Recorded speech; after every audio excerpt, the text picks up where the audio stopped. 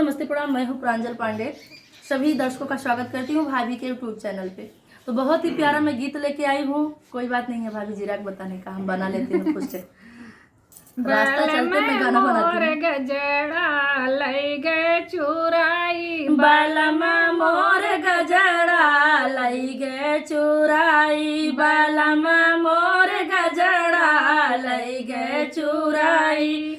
आरे में खोजे पेटारे में खोजे, आरे में खोज पेटा रे में खोजो बालमा तोर सजिया नाही मैं खोज, बालमा तोर सजिया नाही मैं खोज। सास नहीं लेनी ननद नहीं लेनी, सासु नहीं लेनी ननद नहीं लेनी बालमा मोर जियरा तुही पे सुगाई, बालमा मोर जियरा तुही पे सुगाई।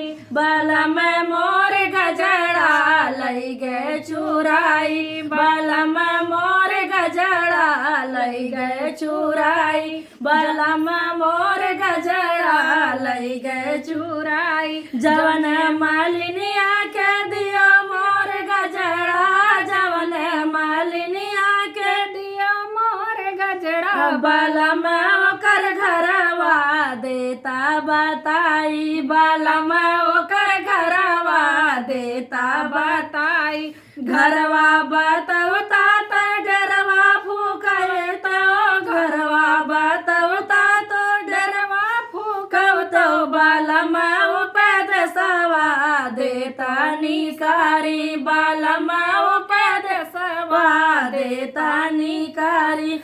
बीच कचहरिया में लड़बो मोकदमा, बीच कचहरिया में लड़बो मोकदमा, बालमा तोर चेहरा देबो बिगाड़ी, बालमा तोर चेहरा देबो बिगाड़ी। बालमा मोर गजड़ा लई गे चुराई, बालमा मोर गजड़ा लई गे चुराई। हाथ जोड़ी गोड़ धरी गिरी तोरे पैया, हाथ जोड़ी गोड़ गिरी तोरे पैया। धना मोर बतिया दे तू बिसराई, धना मोरी बतिया दे तू बिसराई।